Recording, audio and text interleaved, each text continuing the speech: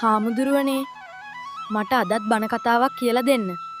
පුතාට මම කියලා දෙන්නම් ගිනිගෙන දැවුණු කපුටාගේ කතාව. දවසක් සැවැත් නුවර ගෙයක් ගිනි ගනිමින් තිබුණා. මේ ගින්නේ තිබුණු තනකොළ හුලක් උලඟත් එක්කම අහසට නැගිලා පියාඹමින් ඉඳපු කපුටෙකුගේ ඇඟට වැටුණා. කපුටා බේරෙන්න උත්සාහ කරාට බැරි වුණා. ඒ නිසා කපුටා ගිනිගෙන බිම වැටුණා. මේ සිදුවීම භික්ෂූන් වහන්සේලා පිරිසක් දැක්කා.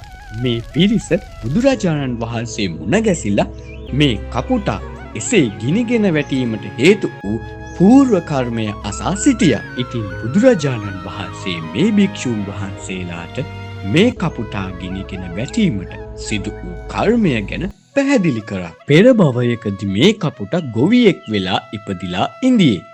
මේ ගොවියා තමන්ගේ කුඹුර මැඩවීමට ගෙන ආපු ගොනා බොහෝ කම්මැලි නිසා මේ ගොනා එක්ක ගොඩක් තරහින් ඉඳියේ. මේ ගොවියාගේ තරහව වැඩි වෙලා මේ ගොනාව පිදුරු වලින් වහලා ගිනි තිබ්බා. ඉතින් අර අසරණ ගොනා පිච්චිලා මැරිලා ගියා.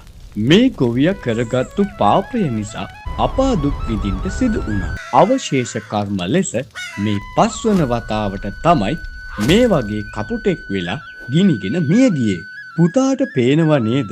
එක පාපයක් කරාට පස්සේ ඒකේ විපාක සංසාරයක් පුරාවටම විපාක දෙනවා කියලා.